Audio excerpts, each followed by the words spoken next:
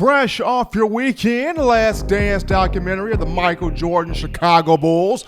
Getting better and better with each episode, but you are more so ready to talk Alabama football. And what better way to do that than to be locked and loaded onto the hottest show on the streets, the best form of Crimson Tide football news, notes, and information you will find anywhere. This right here is In My Own Words, the podcast with yours truly, your man, Stephen M. Smith of Touchdown Alabama Magazine, coming to you from Tuscaloosa, streaming this to you via YouTube.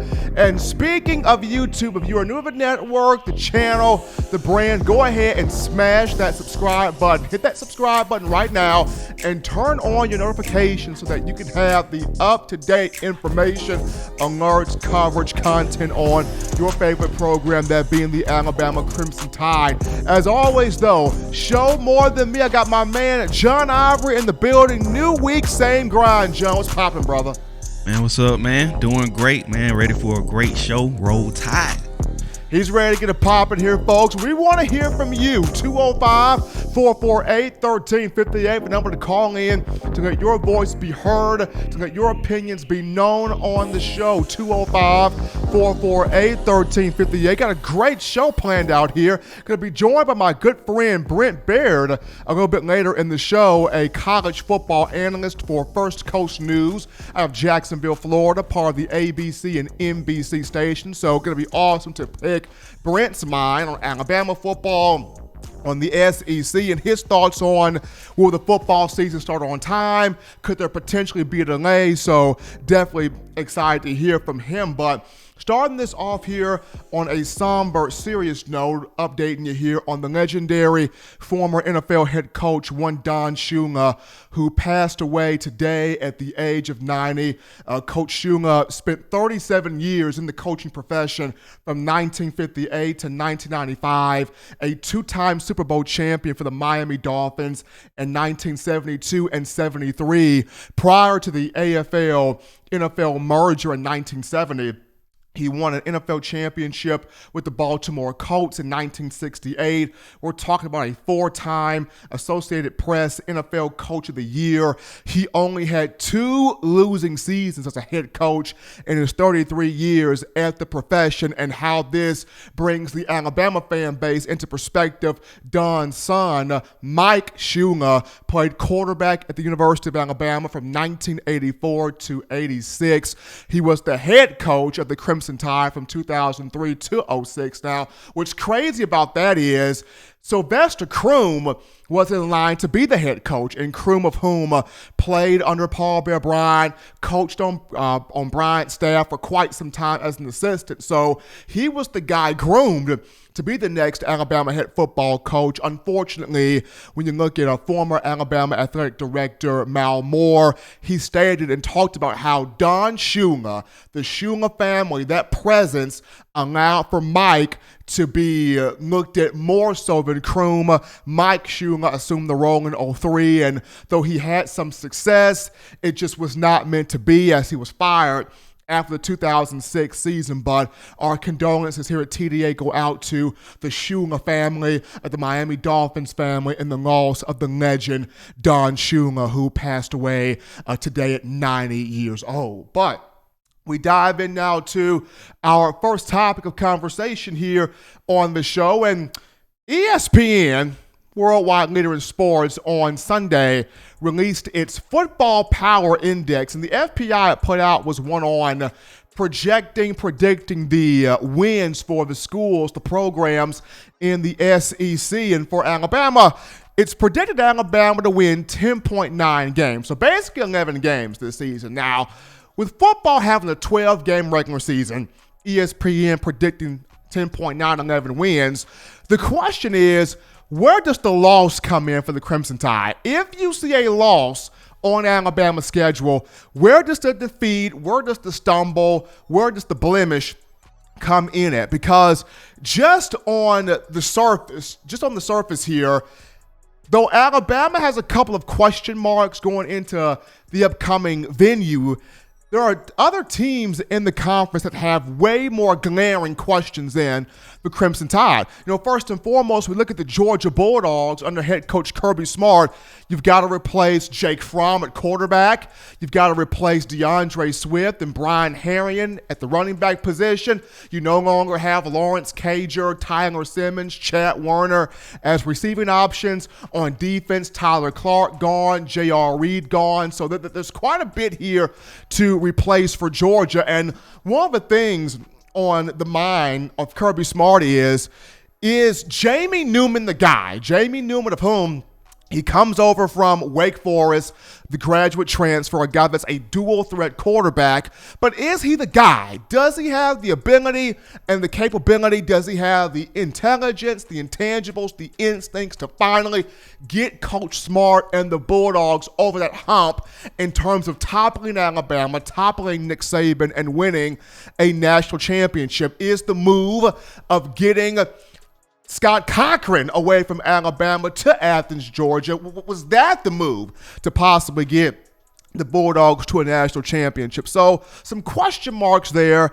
in line for Kirby Smart. When you look at Ed Orgeron and the LSU Tigers after a magical season this past year, Ed O has to do it all over again. You lose a longtime defensive coordinator, Dave Aranda. You lose your passing game coordinator in Joe Brady. Not to mention you lose 14 to 15 guys to the NFL draft, including one Joe Burrow. So now you have to fill in a whole bunch of spots. And can Coach Orgeron do that? Can he replace what he lost? Can LSU reload? One thing we know about programs like Alabama, like Clemson, like Ohio State, these programs are known for reloading. Yes, these particular venues will lose talent to the NFL every single year, but they're known for reloading. For Coach O, lost a lot of talent to the draft, lost two very, very good coaches. Will he be able to reload? That's the question there for Ed O. As we move on down to Ole Miss with Lane Kiffin, we know offensively what Ole Miss is. I mean, they put up 31 points on Alabama this past season. They scored points on LSU with John Rice Plumlee at quarterback, Jerry and Ely at running back. They've got offensive talent. And the Grove will be a crazy, hostile, rambunctious place to play at. The question for the Rebels will be defensively. What will they look like under Coach McIntyre with you lost Freddie Roach, a great defensive line coach, an outstanding recruiter to the University of Alabama, Benito Jones gone, Josiah Coatney gone. What will the Rebels look like on the defensive side of the football? Because they did give up 59 points to Alabama. It did give up quite the amount of points to LSU. So defensively, what will the Rebels look like? Question mark there. And then you go down to the Tennessee Volunteers under Jeremy Pruitt, and this would be the game that I'm somewhat, not even some, I'm going to be honest, I'm nervous about this game. I'm nervous about the Tennessee matchup in the upcoming season just due to Jeremy Pruitt is doing a bang-up job on the recruiting trail. For 2020 class, he brought in the number 10 class nationally, which included Harrison Bailey, the high 4-star quarterback. And then he's already started the 2021 regime, having the number 2 class in the country thus far. So Pruitt is putting his hand in the ground. Pruitt is really hitting that recruiting trail hard. And here is somebody that you go back to last season. Tennessee gave Alabama one of its toughest, hardest challenges in 2019. And just talent-wise inside Bryant-Denny, no way in the world Tennessee should have been on the same field as Alabama. No way in the world talent-wise, because Crimson Tide had the far more superior talent, but Jeremy Pruitt, his ability to coach and get the utmost out of his guys and develop his guys was proven very highly, in the football game. Tennessee's defense affected Tua Tagovailoa, forced a bad interception. Tua got hurt in the football game. The Volunteers were able to move the football offensively. If not for, a bad break here, a tough situation there, a bad break there, who knows how the game could have ended, because I was at this game, I saw a lot of Vols fans leave Bryant-Denny going, I like what we have in Jeremy Pruitt. Did we lose? Heck yeah. But we didn't get blown out. We were competitive. We played it down to the wire. We had Bama fans a little bit nervous. We had Nick Saban a little bit nervous. If we would have had this break to go right, that ball to bounce our way, some other situations to go in our favor, who knows what could have happened. We are very excited with what we got in Jeremy Pruitt. So Tennessee fans left Bryant-Denny really happy about themselves and about the program. And you look at this upcoming season, you go up to Knoxville. Alabama goes up to Neyland Stadium. This will be one where it will be a very highly intriguing, highly entertaining football game. Am I saying Alabama loses this football game? No, because Tennessee has question marks in its own right that it's got to answer. But just seeing how Pruitt recruits, just seeing how people, players, young men love to go out there on the field with Jeremy Pruitt. I know Butch Jones recruited well at Tennessee. I know he was able to get the talent in Rocky Top. But the difference between Coach Jones and Coach Pruitt, Pruitt knows how to work the genuine relationships with players. He knows how to pick and push the right button to get everybody to get on that field and to give their 100%.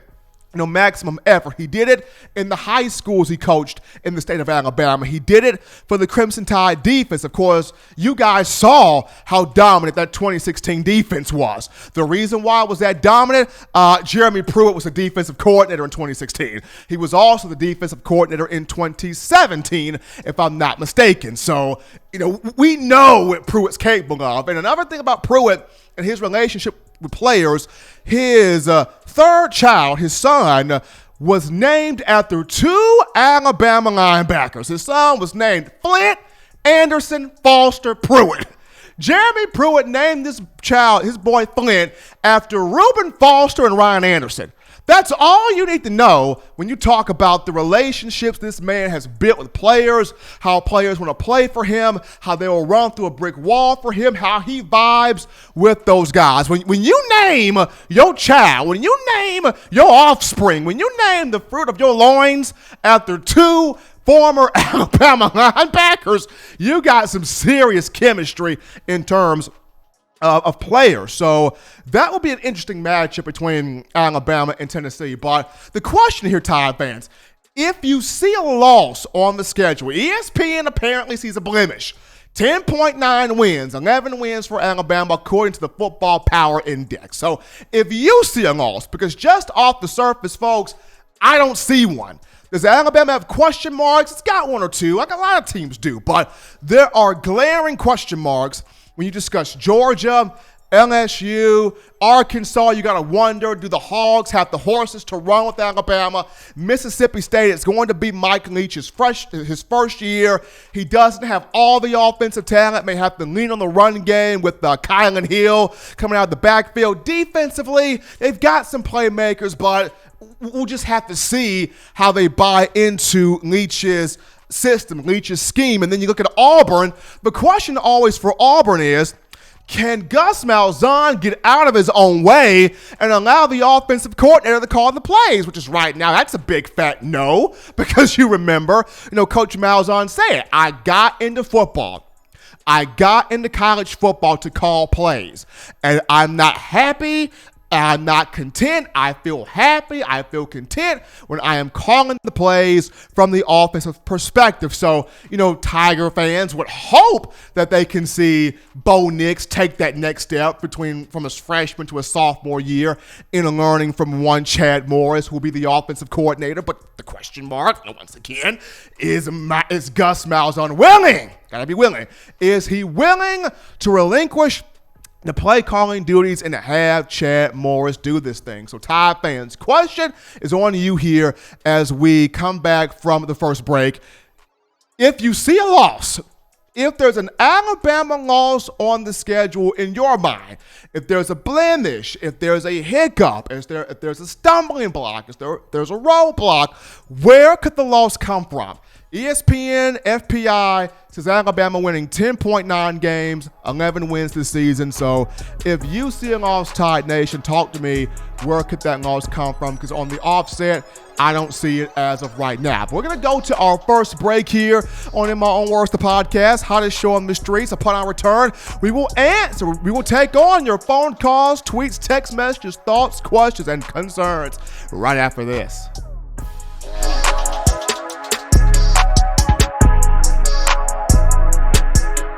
Every sports fan deserves the proper representation. Whitwell Sports introduces to you the Title Towel. Wave that Title Towel in the air like you just don't care. In support of Nick Saban and the Alabama Crimson Tide. Only $9.99 and it lasts a lifetime. Head on over to whitwellsports.com and get your Title Towel today. Touchdown Alabama Magazine is Alabama football's premier publication. A subscription to Touchdown Alabama Magazine is the perfect gift for any Alabama fan. For exclusive news and information, recruiting updates, a free annual print magazine, and more, go to touchdownalabama.com and click join. Only $5.95 per month or pay $49.95 for a full year subscription. That's a saving of almost $22. Make sure to subscribe before it's too late and get our new freshly printed end of the year magazine issue. Go to touchdownalabama.com today and roll Tide. And we are back into the conversation, ladies and gentlemen, on what is the hottest show on the streets on a Monday. In My Own Words, the podcast, yours truly, Stephen M. Smith of Touchdown Alabama Magazine. It's your time, Crimson Tide fans, 205-448-1358. But I'm going to call in to let your voice be heard on the show, 205-448-1358. You can also text with that number and leave a voicemail with that number. But, John, we got some thoughts there in the chat line. Yeah, Jay Lee, he asks, I know it's early, but do you think Alabama will end up in top 5 of recruiting? Will end up in the top 5 in recruiting and when it's all said and done? I think they do. I know our own Justin Smith is hard at work here on the recruiting trail getting that information. It's difficult right now because with the coronavirus, these young athletes not being able to have these official visits on the campus. I do see it. Alabama has been contacting its top targets every single day, sometimes 3, 4, and 5 times a day. So at the end of the day, Alabama will end up in the top 3 to top 5 for this recruiting cycle. It's just about as this begins to die down. I know Alabama has been working the chemistry there on the phone line, trying to get their guys. So once this virus boils over, dies off, then we'll start to really see Coach Saban hit it the way he wants to hit it. But I do see it finishing in the top 3 to 5. These questions are all about recruiting. Derman Sprague Sr. asks, when will Alabama be able to get some recruits on the yard? And Anthony asks, yes, what's the delay in commitments? Well, so the delay in the commitments and the recruits on the yard, everybody right now is practicing social distancing. So the biggest thing here is if you can get these players to commit, via the phone line or commit via the virtual apps, FaceTime, Zoom, you almost have to kind of pressure, these commitments because Alabama is offering guys. They're offering quarterbacks. They're offering offensive linemen, defense. They're offering players. Players are getting scholarship offers from the Crimson Tide. It's just Coach Saban has to find a way to pressure these guys kind of in committing early and signing early because you're not going to get the individuals on campus until we see the coronavirus die off. Willie351 asks, who will Georgia's quarterback be? Georgia's quarterback, it's going to be the Jamie Newman, the graduate transfer out of Wake Forest. They brought him in via the transfer portal. They want Jamie Newman to start. They have 2 other guys, on the roster, but Jamie Newman is a guy that comes in, dual threat quarterback, possibly gives them the best chance at really competing for a conference championship and to get into the college football playoff. Now, Georgia's way different from Wake Forest. I'm just tell you that right now, but Jamie Newman would be the guy for the Georgia Bulldogs to transfer in from Wake Forest. But What's cool right now, folks, is despite the coronavirus pandemic and even and ever since the Citrus Bowl victory for Alabama against Michigan, Christian Barmore has been hard at work, folks. I mean, the virus has not affected him. He does not know the meaning of slow down. He is going full throttle ever since the Citrus Bowl. He has been practicing every day. He's been training every day with the local coach in Philadelphia, with Coach Troy Gore. And Coach Gore has been working with Barmore on core workouts, speed drills, footwork drills, agility drills, power drills, strength drills, hand technique. I mean, you name it. Coach Gore has been dropping videos every single day or almost every single week of Barmore putting in the work. And for a young man that got limited action a season ago, 26 tackles, 6 tackles for loss, 2 sacks, 5 quarterback hurries, 2 pass breakups, did a little bit of everything, this past year, once again in limited action, and was able to earn, a spot on the All-SEC freshman team. So seeing what he was able to do and the production he brought and the energy he brought and the passion level he brought and, a guy that just wants to be on the field, even though he was a bit wrong last year, not all that refined, but give me the effort, give me the energy, give me the desire, give me the want to be on that field. We can work with the technique. We can work with other things, but give me that desire. Coach, I just want to be on the field. I want to make plays. I want to frustrate the opposition. That's exactly what he did. So with him doing that in limited action, just imagine the type of numbers he is going to put up in the upcoming season with him, being a starter on this defensive line, him being a leader, him being an enforcer, him being a marquee guy, and, him being someone that can definitely affect the quarterback, whether it's from the inside position at a defensive tackle or outside at defensive end. He can collapse the pocket. He's got pass rush moves. He can swim in there, rip in there, bull rush his way in there. He'll make plays. And just having Freddie Roach there with him as the Crimson Tide's defensive line coach, the techniques, the tricks of the trade, the tools of the game that Roach will share with Barmore is going to be very, very fun, very, very interesting. So, Christian Barmore, definitely a guy I'm excited to see for the upcoming season. And, along with him, you've got LeBron Ray, you've got Justin Aboigbe, you've got Byron Young.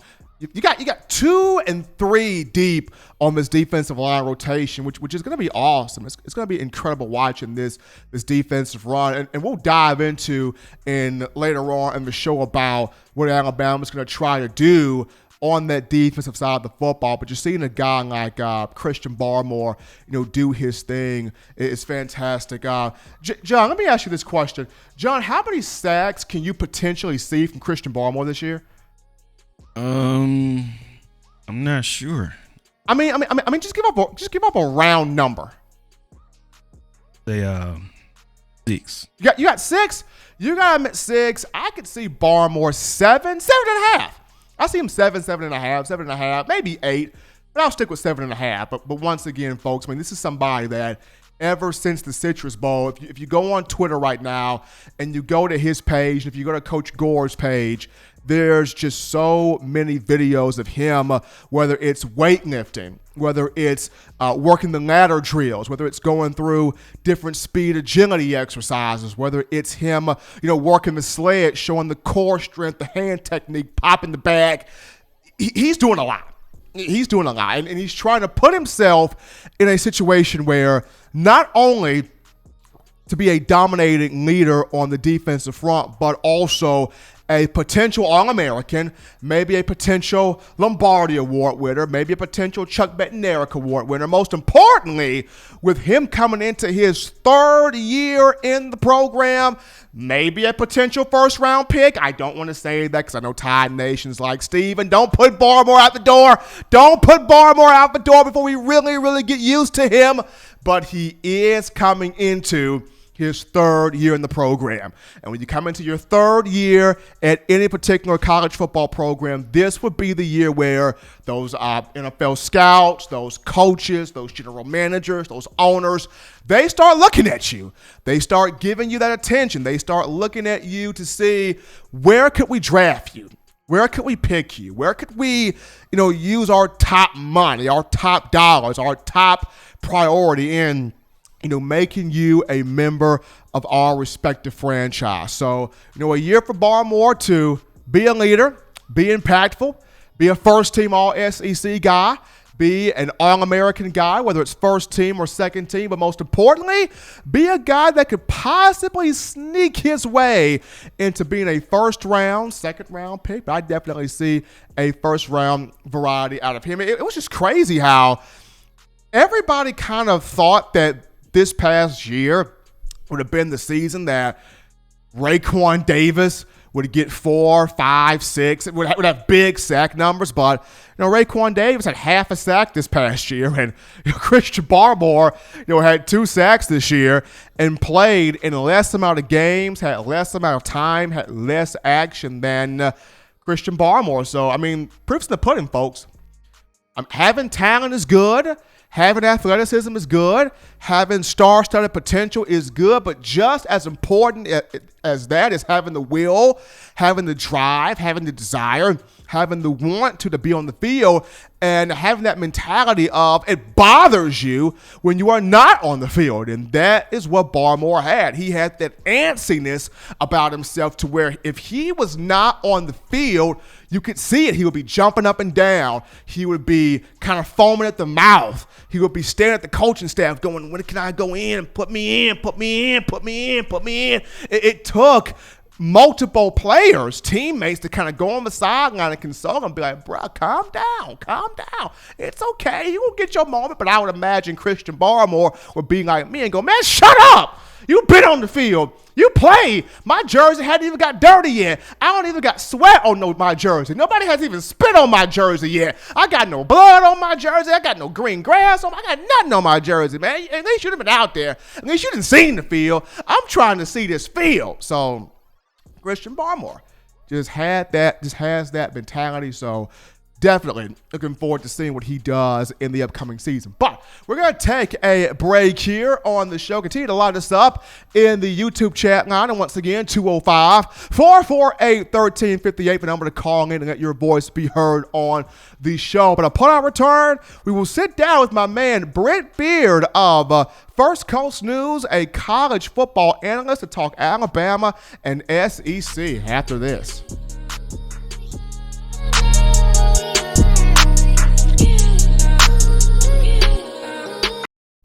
If you want delicious home-style cooking, sushi, and hibachi, check out Otoro Hibachi in the University Mall in Tuscaloosa, Alabama. At home and you can't get away from the TV because the Crimson Tide is about to score? Don't worry, delivery is also available through Waitr and Crimson2go. That's Otoro Hibachi in the University Mall in Tuscaloosa, Alabama. And make sure you let them know the good folks at Touchdown Alabama sent you. Touchdown Alabama Magazine is Alabama football's premier publication. A subscription to Touchdown Alabama Magazine is the perfect gift for any Alabama fan. For exclusive news and information, recruiting updates, a free annual print magazine, and more, go to touchdownalabama.com and click join. Only $5.95 per month or pay $49.95 for a full year subscription. That's a saving of almost $22. Make sure to subscribe before it's too late and get our new freshly printed end of the year magazine issue. Go to touchdownalabama.com today and roll Tide. We are back live into the show here, folks, on the hottest show on the streets on a Monday in My Own Words, the podcast with yours truly, Stephen M. Smith of Touchdown Alabama Magazine. And I guess before we can get into Brent Beard here, we'll jump into kind of a pass rusher segment, defensive segment here for the Crimson Tide. And I mentioned on Friday of last week where there are 2 questions that Alabama fans may like to ask at this point in time. And it's, number one, will this group or this program ever get back to having that feared defense, that well-respected defense that nobody wanted to play in college football? That was question 1. And question 2 was, would Alabama get back to being that power run team? Can they get back to running the football, imposing its will, controlling the pace of the game, despite the fact that Coach Saban knows how much the game has changed in terms of teams wanting to air it out and pass the ball more? So we answered the second part of the question last week. Now we're getting to the actual defensive perspective, and I think defensively, the biggest thing that Coach Saban wants to get back to or is going to have to do is find ways to develop more pass rushers, more edge rushers, more guys that can affect the quarterback. Because going back to, first off, the 2018 season, although Isaiah Buggs and Quentin Williams both did phenomenal jobs, they both did a great job, getting sacks and pressuring the quarterback. If you go to the national championship game against Clemson, where Trevor Lawrence just had himself a field day, I mean, absolutely no pressure at all. I mean, the guy just sat back in the pocket there and basically, read a book, watched Oprah, drove a Maserati, sipped some beer, and was able to still throw touchdown passes in that football game. Absolutely no pressure to Lawrence for the Tigers. And Alabama had Christian Miller. He didn't play that game due to injuries. Ayabi Anoma was on the sideline just freaking out because he wanted to be on the field.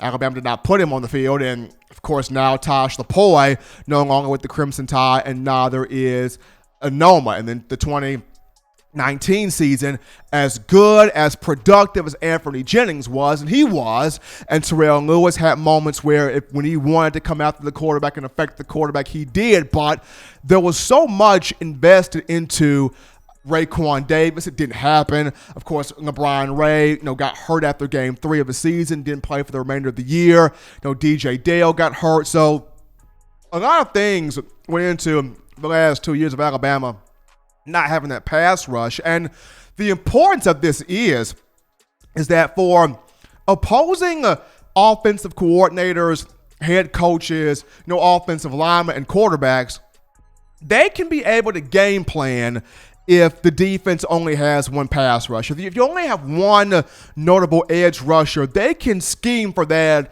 in the scouting report. They can tell the quarterback, hey, change the protection scheme because so-and-so is going to be on this side of the ball. Or we'll have a tight end come in on the end line to help out with blocking. Or we'll keep a running back in to help chip block. So if you've got one notable edge rusher, the opposing offense can plan for that, versus if you've got multiple guys, 2 and 3 and 4 and 5 guys, and there's no way the offense can plan for that. You can bring the rush off the left side, you can bring the rush off the right side, you can bring the rush up the middle. Quarterback may feel like there's no rush, and here comes a delayed blitz from somebody in the secondary.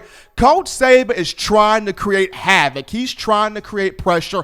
He wants to create uncomfortability from all angles to the quarterback and not allowing that particular individual to be able to maneuver in the pocket, move his feet in the pocket, step up in the pocket, feel his way in the pocket, not allowing that quarterback to just sit back there, go through his progressions and pick the pick the secondary apart. So the reason why I'm bringing this point up is, first and foremost, you look at somebody like a Joshua McMillan here for a minute.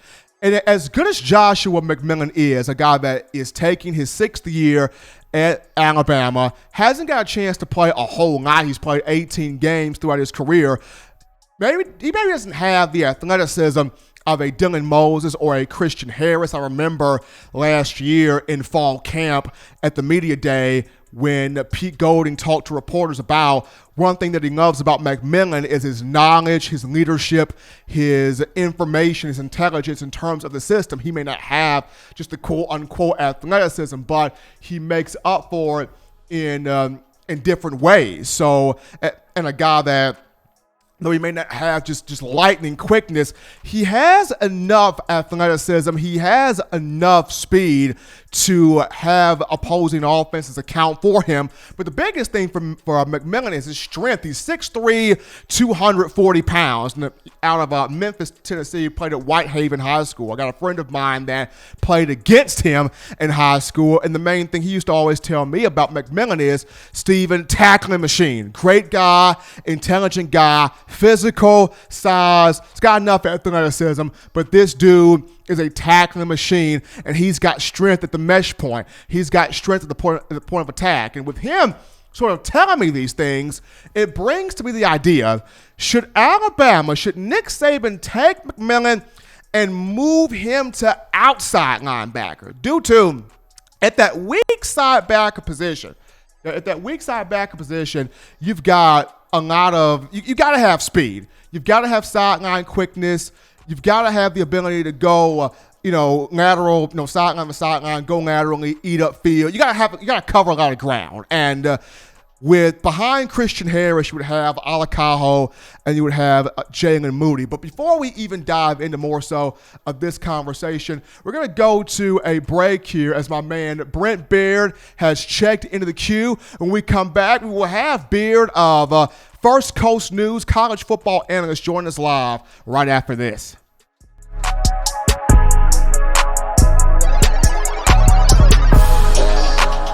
Touchdown Alabama Magazine is Alabama football's premier publication. A subscription to Touchdown Alabama Magazine is the perfect gift for any Alabama fan. For exclusive news and information, recruiting updates, a free annual print magazine, and more, go to touchdownalabama.com and click join. Only $5.95 per month or pay $49.95 for a full year subscription. That's a saving of almost $22. Make sure to subscribe before it's too late and get our new freshly printed end of the year magazine issue. Go to touchdownalabama.com today and roll Tide. We are back in from the break here on In My Own Words, the podcast, hottest show on the streets. But we jump into the phone line where we pick up my good friend Brent Beard. Brent Beard, who is a college football analyst for First Coast News out of Jacksonville, Florida, part of the ABC and NBC stations. He is also a Heisman voter. Brent, how's it feeling down there in the Sunshine State? Hope you're doing good. Well, Stephen, thank you. It's great to be on with you. We are waiting for word on this season, and I do think we're going to play. It may be modified compared to what we think it might be, but there's still certainly a lot of hope that Bryant-Denny Stadium will be filled on those weekends for the home games, but we're waiting as everyone else is. Here in Jacksonville, today was the first day of loosening some of the restrictions. The people can be at the beach longer. They can be at restaurants with 25% capacity. So we do see some improvement, Stephen, as we go along over these last few days. And that's big, Brent, because I know you and I had spoke once before, off air about the possibility of the season being on time. Could we have a delayed season? Could we have an abbreviated season? So, my thoughts is I know a lot of the ADs are trying to get the students back on campus by early to mid-July, but do you see this being successful in the season starting on time, or could the season be slightly delayed or abbreviated?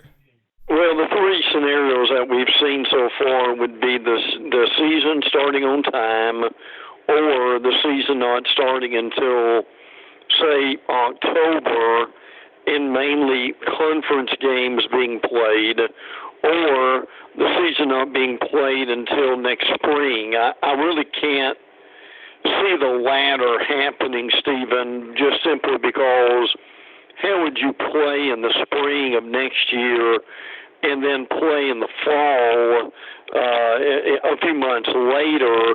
So I think what's going to happen at this point is we're either going to start on time or we'll have something abbreviated.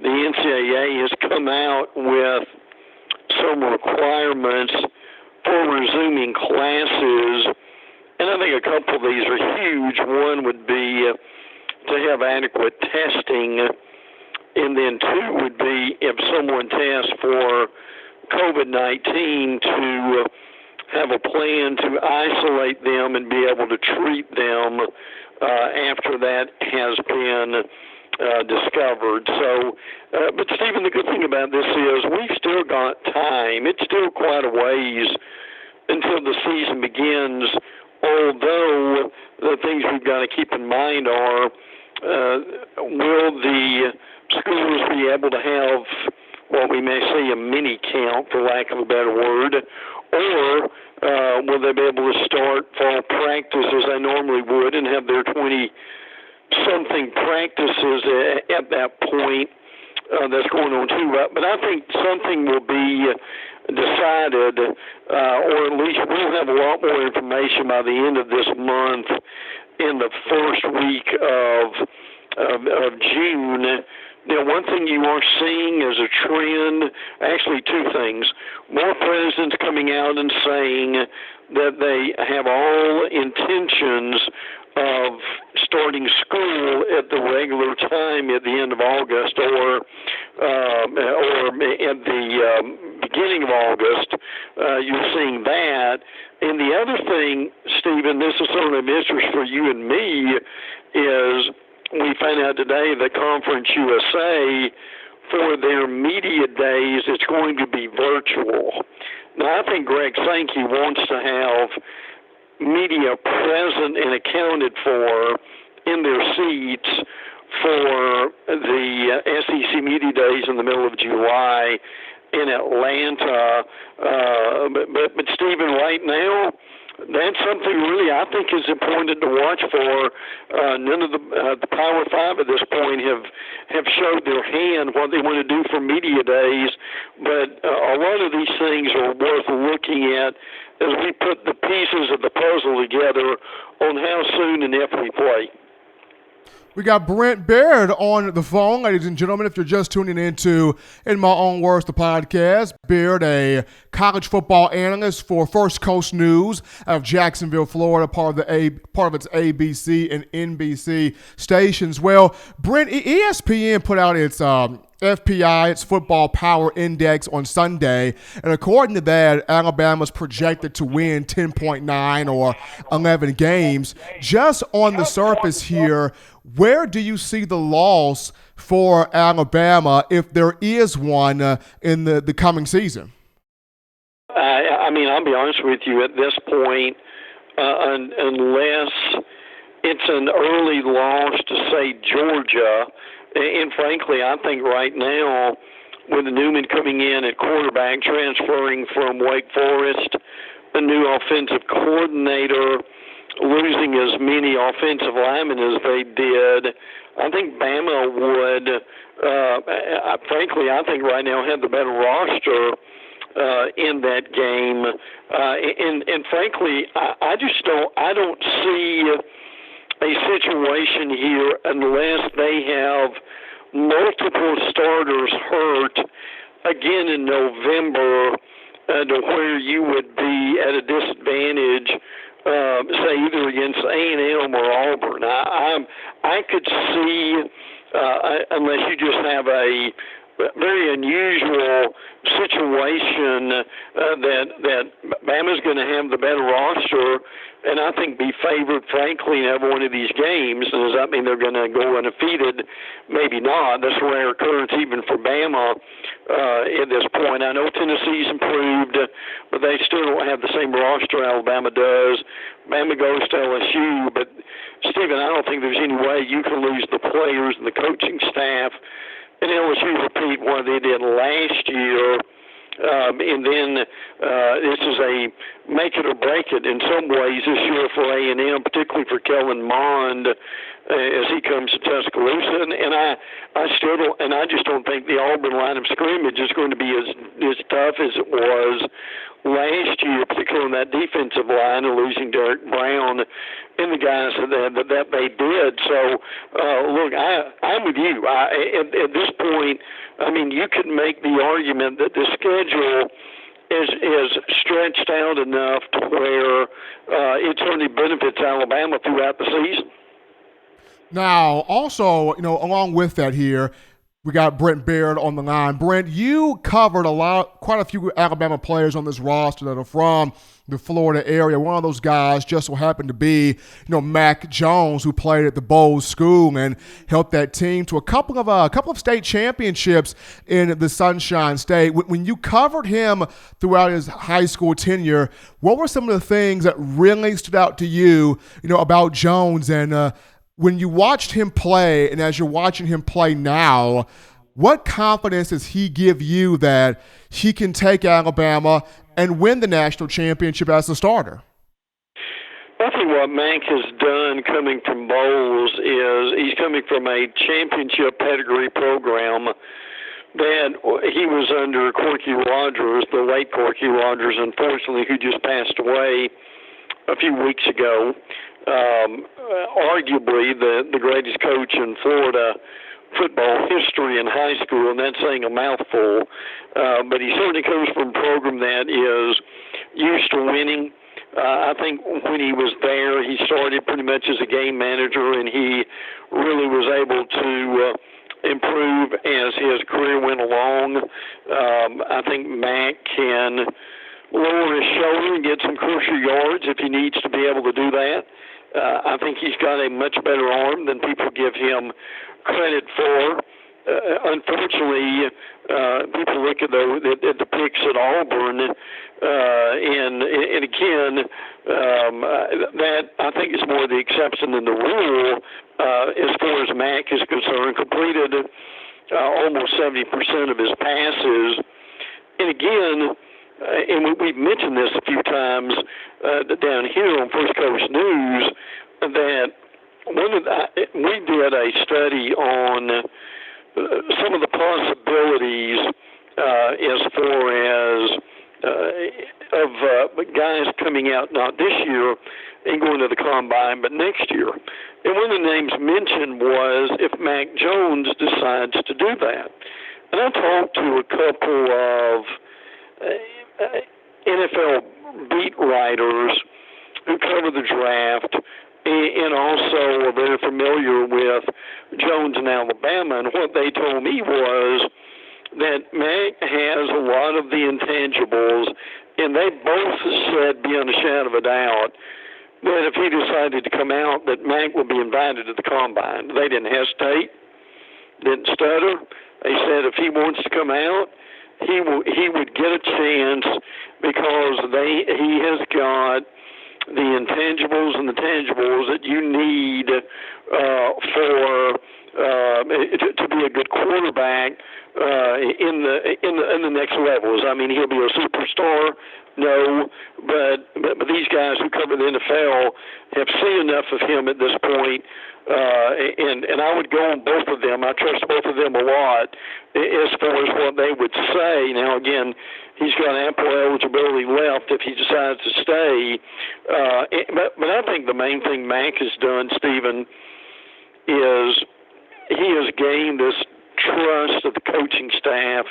You and I both know that's not easy to do, is it, with Coach Saban? But once he trusts you, he will give you some leeway as it goes along. And so I think Mac has got everything that he needs at this point. Does he still need to improve? Absolutely he does. But I would argue right now that Mac is up with the top three in the quarterbacks in this league. When you're and this is not an exhaustive list, but two of your better quarterbacks coming back in this league, or certainly Kellen Mond that we mentioned a minute ago from A&M, and Kyle Trask of Florida. And look, I think that Mac can hold his own against both those guys, Stephen. He's Brent Beard, ladies and gentlemen, from First Coast News, college football analyst, part of the ABC and NBC stations, joining us here live on In My Own Words, the podcast. Brent, we appreciate you taking some time to spend with us, man. Keep enjoying that sunshine, man. Be safe, be good. We're looking forward to playing some ball this fall. That TV money is going to cause that to happen, I believe. And also, my brother, hopefully we'll see each other in July in Atlanta. How about that? Hey, awesome, man. Be good. Appreciate it. You too. That was Brent Beard of First Coast News, college football analyst, helping us out there, talking some SEC, some Alabama football, and the potential of a on-time or an abbreviated season. But we're going to take another break here on the show. When we come back, we dive into more of your phone calls, thoughts, tweets, texts, messages, and concerns after this.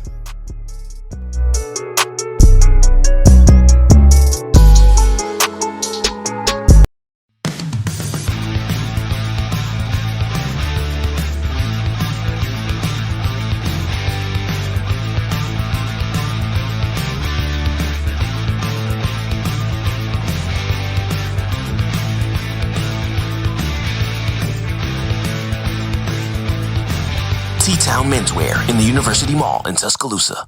Touchdown Alabama Magazine is Alabama football's premier publication. A subscription to Touchdown Alabama Magazine is the perfect gift for any Alabama fan. For exclusive news and information, recruiting updates, a free annual print magazine, and more, go to touchdownalabama.com and click join. Only $5.95 per month or pay $49.95 for a full year subscription. That's a saving of almost $22. Make sure to subscribe before it's too late and get our new freshly printed end of the year magazine issue. Go to touchdownalabama.com today and roll Tide.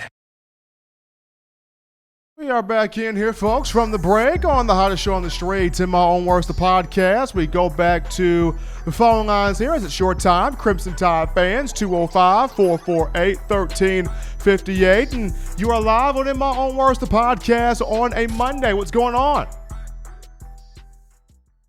You're live on In My Own Words, the podcast. What's going on? Hi, Steven. Hey, what's going on?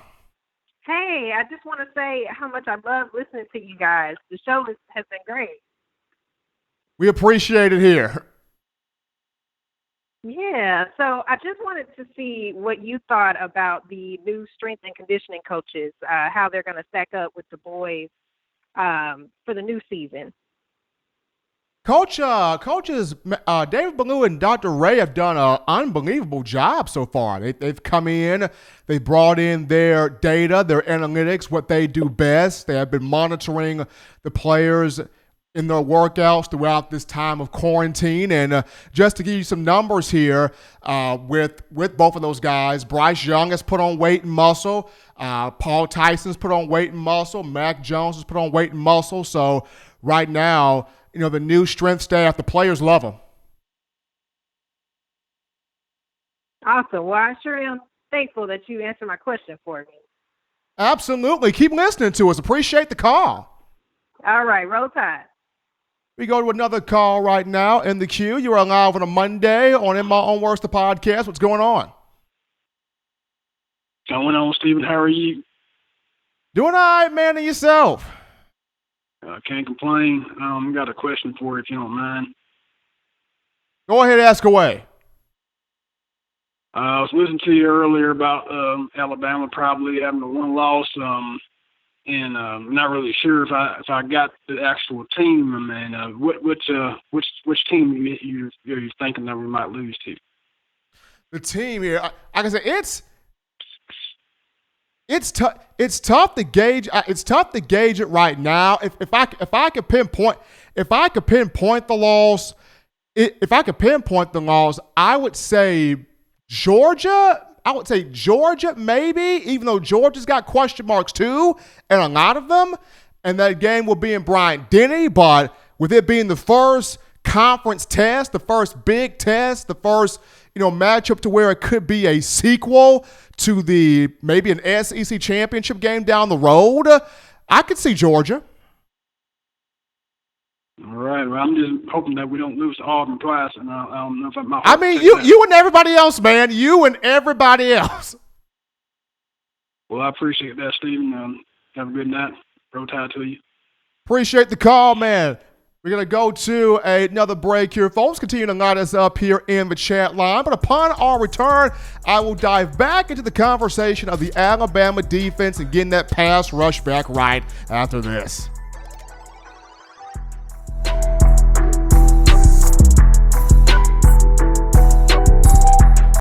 Touchdown Alabama Magazine is Alabama football's premier publication. A subscription to Touchdown Alabama Magazine is the perfect gift for any Alabama fan. For exclusive news and information, recruiting updates, a free annual print magazine, and more, go to touchdownalabama.com and click join. Only $5.95 per month or pay $49.95 for a full year subscription. That's a saving of almost $22. Make sure to subscribe before it's too late and get our new freshly printed end of the year magazine issue. Go to touchdownalabama.com today and roll Tide. As we are now back into the conversation, folks, as I pick up my thought here on In My Own Words, the podcast about the Alabama defense getting that pass rush. I definitely want to move Joshua McMillan to outside linebacker. I think he's got the strength. He's got the ability to attack at the mesh point. May not have all the athleticism that you want, but he's fast enough. He's quick enough to frustrate, aggravate, make the quarterback feel uncomfortable. And I'm talking about this because you go back to the defenses that Crimson Tide fans love and admire, the 1992 defense.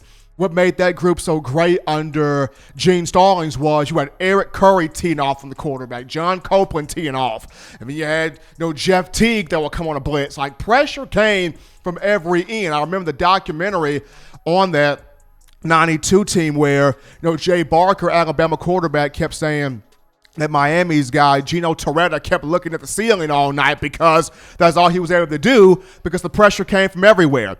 And then the 2015 through 2017 defenses, people looked at, well, all Alabama has is Tim Williams, but you had Ryan Anderson coming out for the quarterback, Jonathan Allen, Deron Payne, Dalvin Tomlinson, Deshaun Hand, Rashawn Evans, Reuben Foster, Minka Fitzpatrick off the edge, Ronnie Harrison. Just pressure came from so many angles. And going back to the 2015 college football playoff semifinal, the Cotton Bowl against Michigan State, I mean, poor Connor Cook was looking at his coach going, Coach, the creatures, man, they're everywhere. They're coming from everywhere. We can't block them. We can't neutralize them. We can't stop them. What the heck am I supposed to do? They're coming from everywhere.